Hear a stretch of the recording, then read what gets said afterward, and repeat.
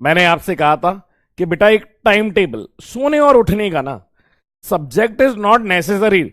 मान लो किसी दिन तुम्हारी न्यूमेरिकल लगाने की इच्छा नहीं है, हर दिन ऐसा नहीं होता बेटा, ठीक है। किसी दिन न्यूमेरिकल लगाने की इच्छा नहीं है मान लो, तो आप बस सोने और उठने का टाइम बढ़िया सा कर लीजिए, बाकी सारी की सारी चीजें अपने आप अलाइंड हो जाएगी। आपको एक बात बताऊं, इंसान को सबसे ज्यादा पता स्ट्रेस जो होता है ना, स्ट्रेस जो होता है वो अनयूजुअल स्लीप से होता है। आप कहते हो ना यार मैं बहुत परेशान चल रहा हूं, ये चल रहा हूं, तो इंसान जब सो नहीं पाता है, आप ना सो पाने के कई सारे कारण भी रहते हैं। क्लियर है? तो आपसे यही चाहूंगा बेटा, आप अपनी स्लीप साइकिल सुधार लो, क्योंकि स्लीप साइकिल से बहुत ज्यादा स्ट्रेस हार्मोन रिलीज होते हैं।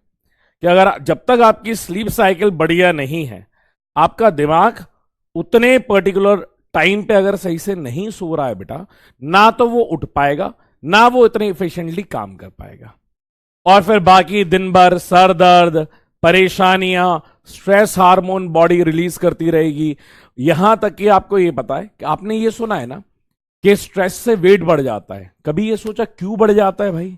ऐसा क्या होता बेटा? स्ट्रेस जब बॉडी में रहता है ना, तो उससे आपके जो इंसुलिन लेवल रहते हैं ना, वो भी डिस्टर्ब हो जाते हैं।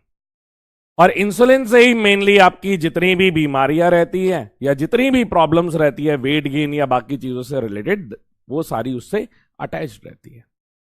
तो आपका बेटा स्लीप साइकिल आप देखना बहुत इंपॉर्टेंट रोल प्ले करेगी कि आप कब उठ रहे हो, कब सो रहे हो। ठीक है? दूसरा मैंने आपको बता ही दिया था कि बेटा आपकी टेबल प्रॉपर होना चाहिए और सिटिंग कैपेसिटी। चलिए आज बेटा